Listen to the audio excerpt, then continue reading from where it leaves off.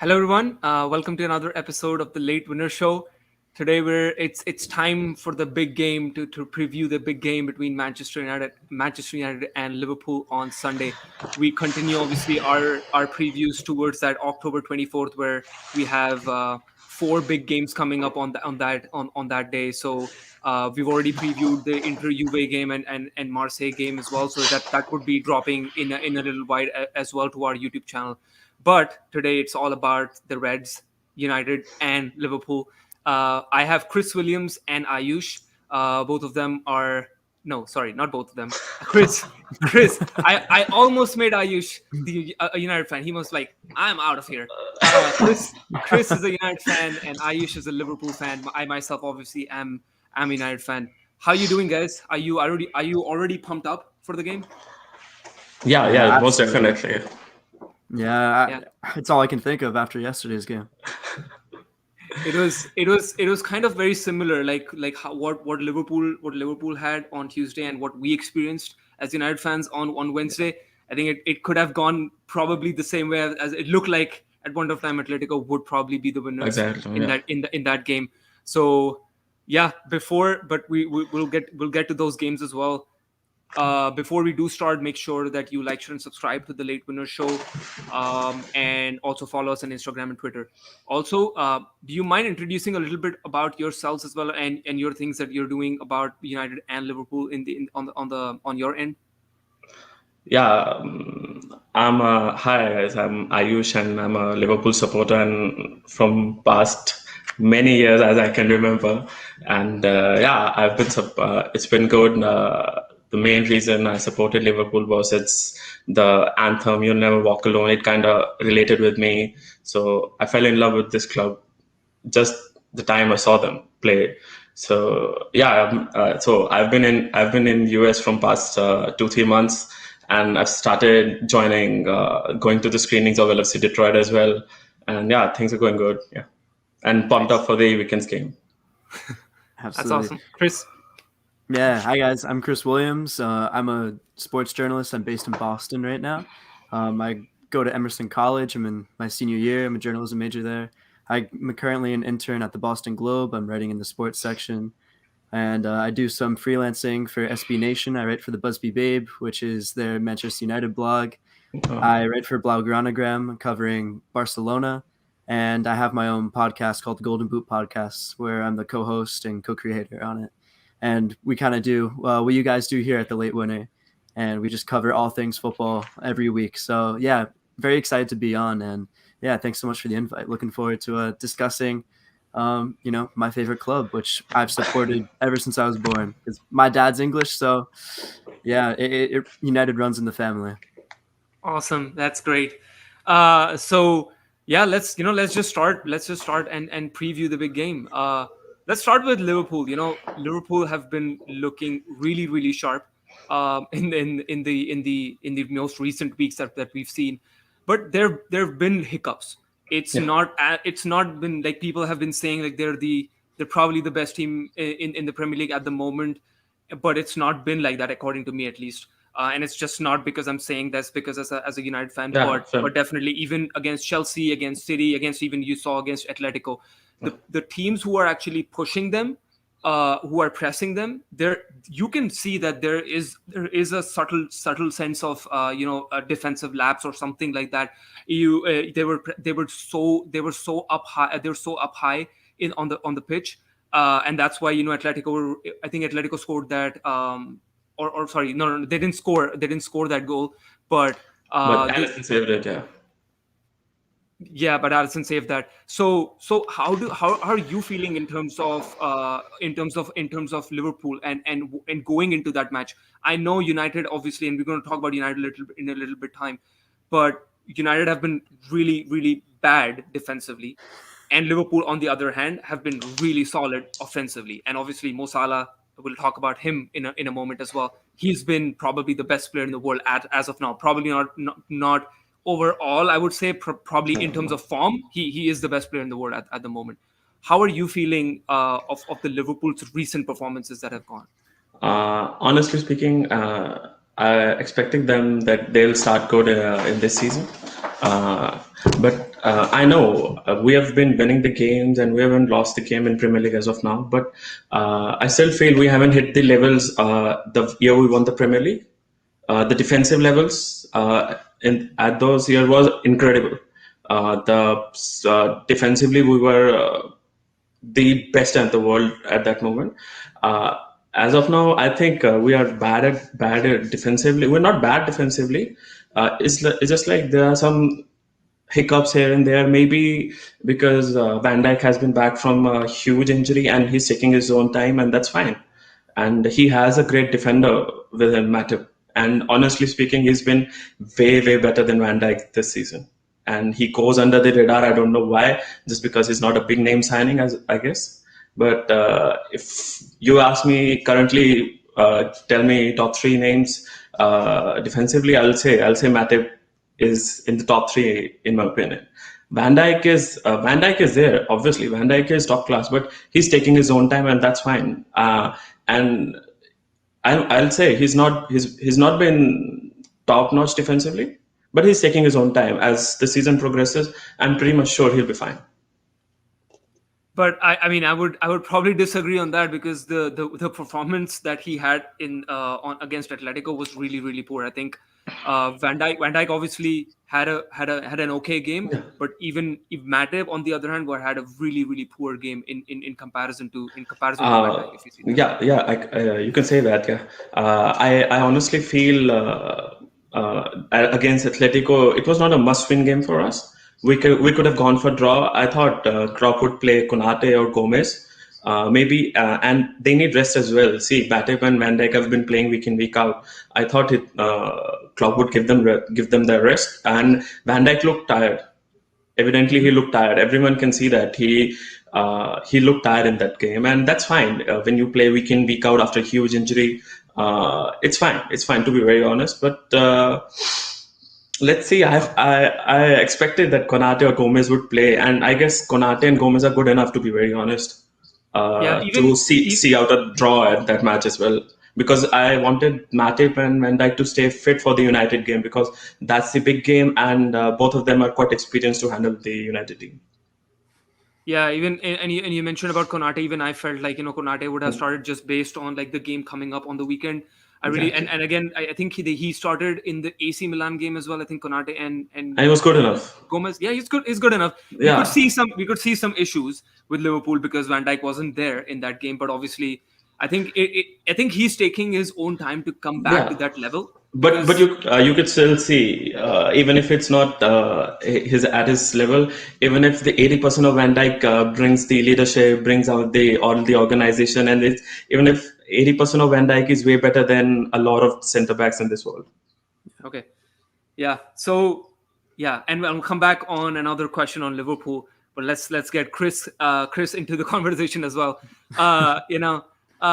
Obviously, it was a terrific night at Old Trafford.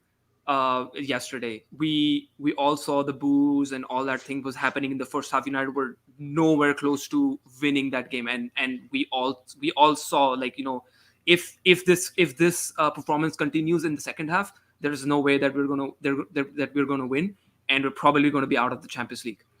But a spark came in. Rashford scored within like 5 minutes into the second half, and we were back into the game, and Old Trafford was buzzing, and that was just exactly what we needed to get back into the game. Given, yes, Ronaldo scored the header, all that stuff happened, we won, all that stuff happened. What did you still make of the entire performance of that game? I think yesterday's performance is kind of it's basically like all of our other wins this season. It's papering over the cracks. There are obvious cracks in the midfield. Having Varane out is terrible because we know that Lindelof and Maguire can't really play well together, and it doesn't say anything about them individually. They're both fantastic center backs. It's just they don't complement each other. So you need Varane next to either one of them. So having both of them play together doesn't really help. And my biggest issue with Manchester United is our midfield, our two holding midfielders. I just think that Fred and McTominay, ever since last year, they just have not been the answer. We need a center defensive mid. I would trust Donny van de Beek playing as the 8. I would trust Paul Pogba playing as the 8. I would trust Nemanja Matic playing as the 6. And I would start those 3 in the midfield pivot, just behind Bruno each game. And you get a better range of passing. You get better technical ability on the ball, better vision. The whole game just changes because the game is won and lost. Is won and lost in the midfield.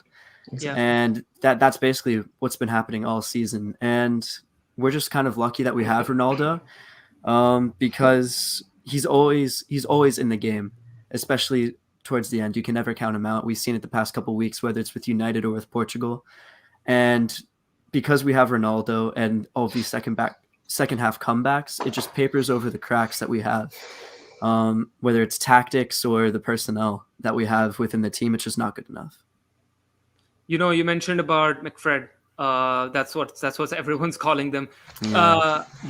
I feel like they're good, but exactly what you said, they're not the central defensive midfielders that we need. They're actually good. They're actually even good offensively because they're good with the ball. They go up front, and Fred has that pace. Even he doesn't maybe have the finish, as we already saw, as we could see that in that game as well. Like he missed a really good opportunity. In that towards the end of the first half. I'm completely agreeing with you, but also doesn't that come up? Doesn't that also say that our manager is not doing the right things? Our coaching staff is actually not doing the good things, because if you look at the other teams, and namely Liverpool, Man City, and Chelsea, they don't. I wouldn't say that they have a really really good. I mean, I wouldn't say that they have all the missing pieces that they need, but it's still like Pep won it without a number 9. Pep won the entire Premier League without a number 9, and that's a commendable job to do it, right? And for us, we have the attacking talents, we have everything, but it's just we keep on saying that we don't have this player, we don't have that player, and that's why we lose. Isn't that up to Solskjaer to actually find out what's the best formula to actually succeed with this team? It absolutely is, and I don't. Personally, if I was in charge of Manchester United, I would give Solskjaer until maybe Christmas and the next couple of games to see if he can sort things out. But personally, I've been wanting a change in manager since the Europa League final. Seeing his indecisiveness, bringing on substitutes, not using the right players, keeping players on for too long, it great. And it's the same problems we've been having, playing the wrong combination in the midfield. We just kind of sit back and hope that we can counter. And we just wait for these players like Bruno Fernandes and Cristiano Ronaldo, Paul Pogba at some moments, Rashford when he's healthy, Mason Greenwood, to come up with these moments of individual brilliance. But that's not a great team performance that you see in Liverpool, in Chelsea, where all these players, maybe when you compare them to the United players, aren't as good as what we have at United, but they play better as a team. Tuchel has total control of that locker room. Klopp does. Pep does. And I just don't think that Ole Gunnar Solskjaer is the man to bring United to the next level, which is winning a trophy. I do think, he deserves all the credit for getting United to where we are right now, and for all the success we've had, in recruiting and just placement in the league.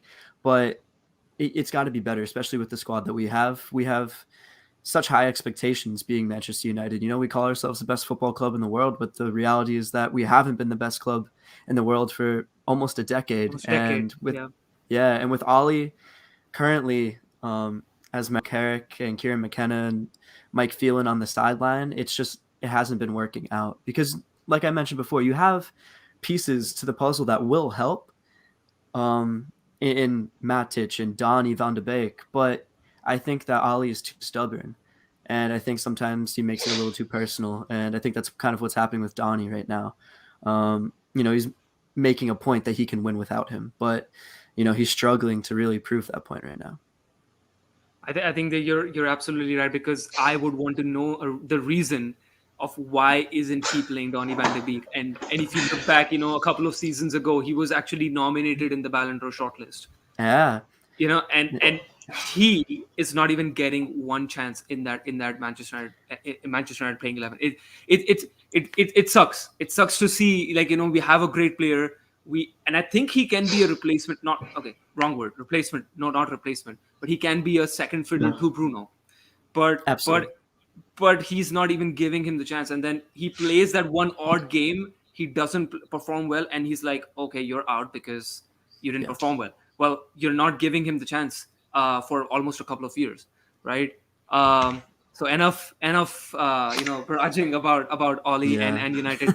Let's come back to Liverpool and talk about Mo Salah. I think if if Liverpool are to win, and I'm really serious about this, like if Liverpool are to win at Old Trafford, I think Mo Salah will be the person who will deliver that win at Old Trafford. I think he's at that next level Yeah. where we, remember when this trio formed like a couple 3 years ago, even when they did not win, but that season when they actually won, everyone was like performing at that highest level. Yeah. You obviously dropped that the level was dropped last season for whatever reason that might be, and the injuries and all that case. We don't want to talk about that, but he's back and he's even better. He's even Exactly. better than what he was. What do you think has changed in Mo Salah? Like, is it the break that he's gotten, or he's just gotten like, I just need to do, it was just a really underwhelming season for it, according to him, according to his standards, and I just need to elevate my game. Exactly. First of all, according to his standards last season, even if he has scored he scored a lot of goals last season as well. He was still, the team didn't perform well, right, due to various reasons and various quite evident reasons. But still, it was like what I would say. It was like underwhelming season for everyone at Liverpool, and he has that world class mentality in him that he wants to elevate his game. He wants to be the best, and not everyone expected him when he came in that he'll score 17, 18, 20, 25 goals every season. Because first of all, he's not a striker, right? He's a winger, and still he elevated his game. Everyone can see that he has a world class mentality, and the day we drew with Brentford, his Instagram post was with that we're definitely gonna elevate our game, and we are going for the title, and we will win the title. See, this kind of mentality was not there in Liverpool 6-7 years back, 5-6 years back. There was this player, there was Steven Gerrard and few players, but there was not that winning mentality that we are going for the title and we will do it and we will win it. And this brings him, his work ethic is top notch. Anyone can see that he's rarely injured, and he elevates everyone's game. You can see that he elevates everyone's game when he plays. The last season, at the time Liverpool had to qualify for the Champions League spot, and we came at Old Trafford. I was pretty scared about it, and I was like, the draw would work for me, to be very honest. The form we were in, I didn't expect that we would win, to be very honest. But still, we won. And Mo Salah performed in that game. Jota performed in that game.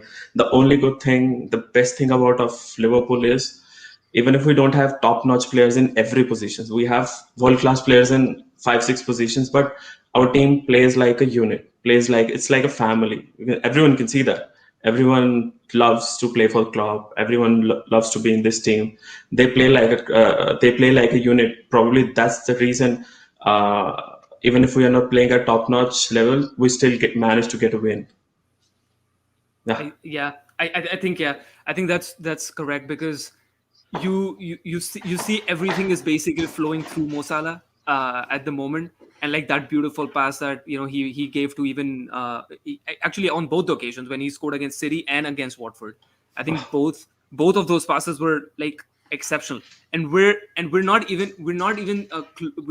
even see those kind of quality passes from, like, Salah at that, at this regular He's basis, at that regular yeah. basis. Yeah. He has started assisting in this season as well.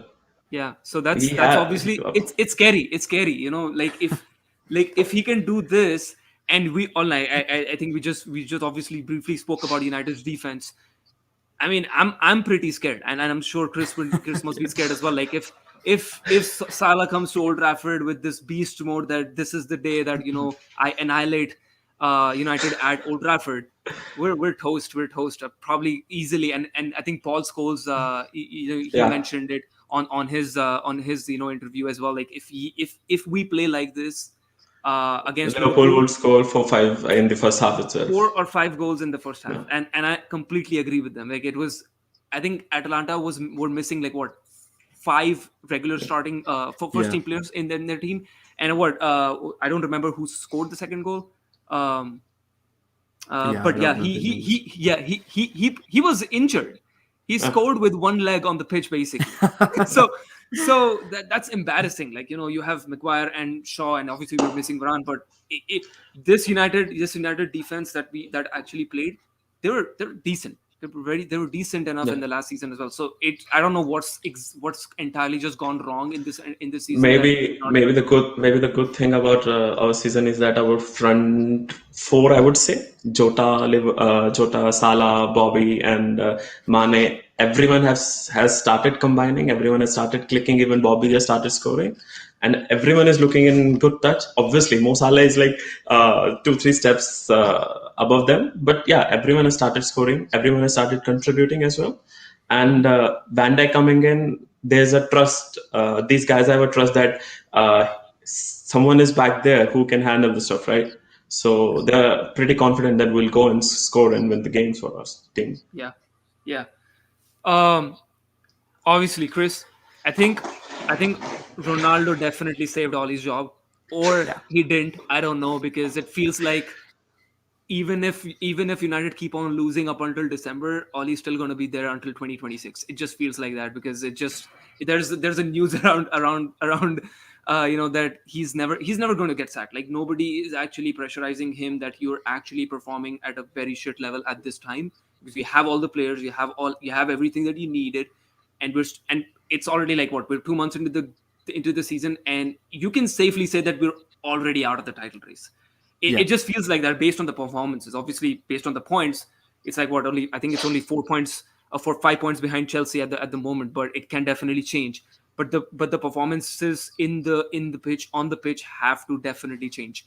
So that being said, in the attacking part of United, do you really feel, and again, and actually going back a little bit on the in the last season as well, where Ollie actually just set up in a way where we will just go for that 0-0 draw. I don't see that happening with this particular team, and I mentioned Liverpool as well, because they are going to be relentless. It's not going to be, if we don't have world class defenders, we have world class defenders. It's just they're not performing at that level that we can stop Mo Salah, Firmino, Jota, and Mane for the entirety of 90 minutes and go for a 0-0 draw. It's not going to happen. All of the games at Old Trafford, I think, have had an expected goals of 3.2 or something like that at Old Trafford, which is crazy, because that's how open the games have been. Like you saw the game against Villa, you saw the game against Everton, you saw the game against Leeds. We finished off Leeds in that brief 10-minute spell where Bruno scored a hat trick. Otherwise, that game was very, very tight until that Ayling spectacular goal as well. So, and obviously, like how Leeds play, that's entirely a different conversation. Coming to the question, like, do you think that how do you think that Ollie will actually set up in this game? Do you think that we should go with the approach that we did in the second half and just go all out, or should we just sit back and let Liverpool dominate and then go on the counter? I think the second part that you said, sitting back, I just think that's Ollie's tactic in general, because it's just what it's been for the past 3 years. In terms of formation and the personnel in the starting 11, it's going to be exactly the same that we've been seeing. There are going to be no changes at all. And I do think he's going to sit back, and then once we can either stop Liverpool's attack or we just get possession, we're just going to run and gun like we've been doing. Send the fullbacks forward. Maybe Fred or McTominay goes forward. One of them stays back to protect Maguire and Lindelof.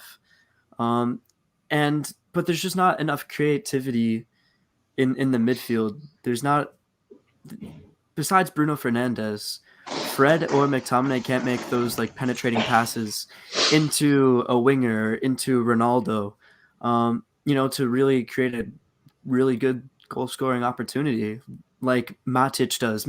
As soon as Matic comes on the field, his presence is already automatically felt, whether it's passing or defensively.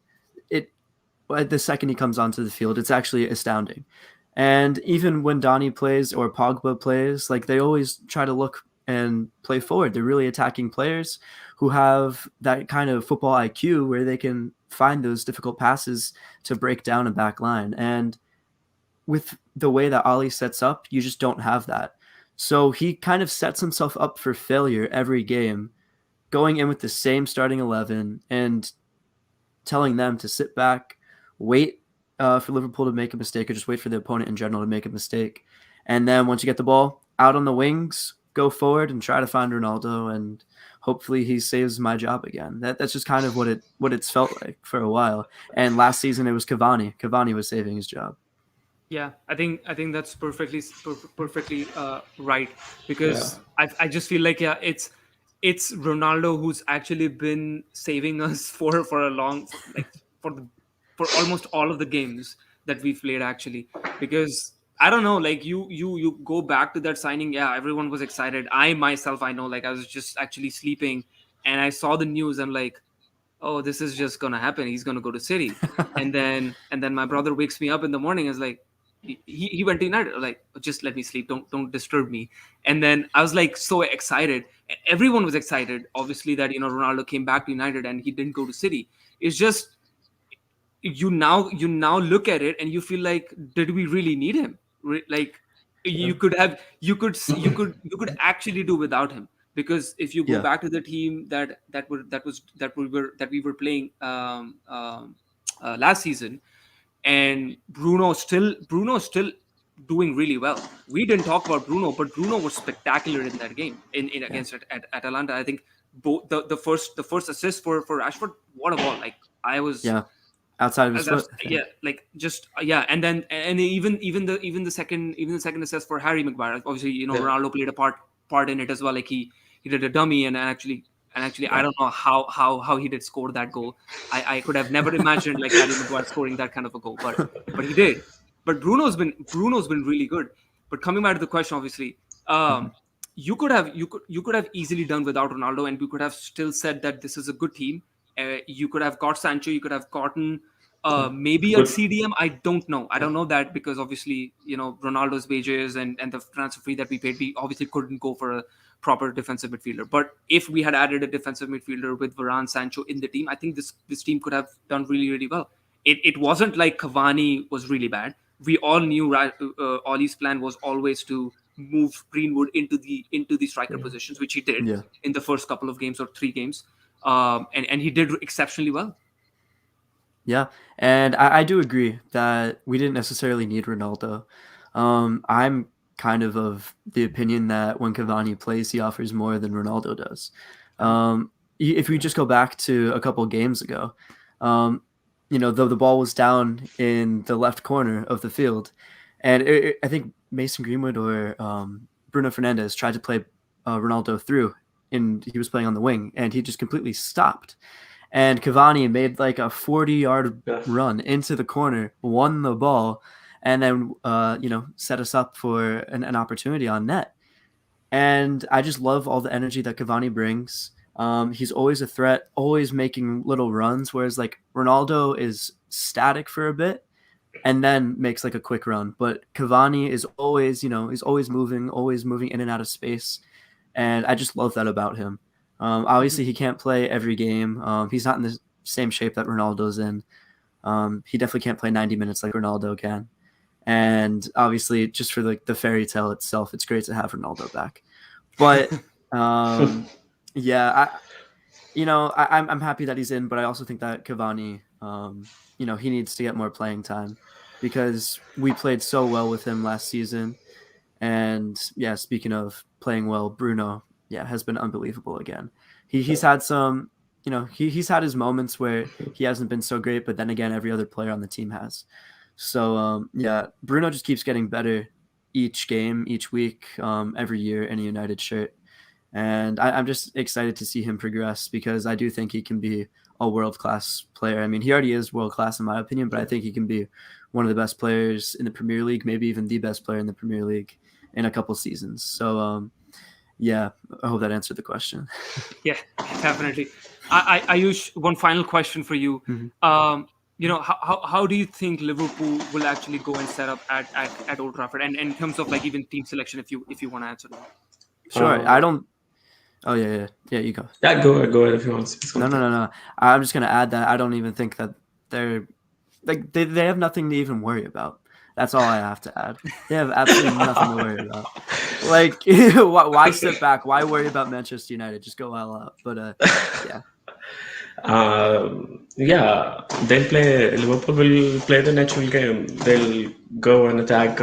What they do, they'll press the defense. I think maybe Jota will play instead of Bobby. Maybe, I'm not so sure about it. And Fabinho has to play.